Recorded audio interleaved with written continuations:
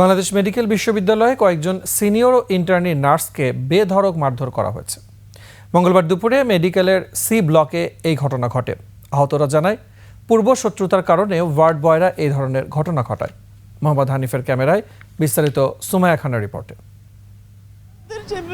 Belt খুলে ওরা পিটাইছে sir, আমার কাছে ঠেকানোর জন্য যেভাবে যেন না আমারে। বাংলাদেশ মেডিকেল বিশ্ববিদ্যালয়ের হাসপাতালের সি ব্লকে কয়েকজন নার্সকে বেধড়ক মারধর করা হয়।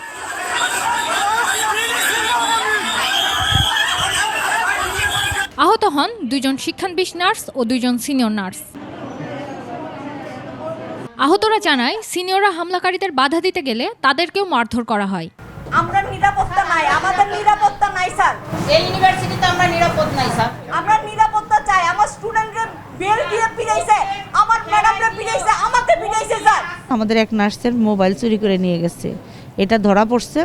সেটা নিয়েও তারা ওরকম খুব মারমুখ হয়ে এসেছিল, আমরা ওটাকে থামাইছি। পরে এখন আবার যেই সুযোগ পাইছে এই পরিকল্পিতভাবে আমাদের অ্যাটাক করছে, এখান থেকে যেন ওদের চাকরিচ্যুত হয়। কারণ ওরা আজকে আমাদের সাথে এই ব্যবহার করছে, কালকে আরেকজনের সাথে করবে। এ বিষয়ে ঊর্ধ্বতন কর্তৃপক্ষের সাথে কথা বলার চেষ্টা করলে ক্যামেরা দেখে তারা পালিয়ে যায়। সুমাইয়া খান, 21 টেলিভিশন, ঢাকা।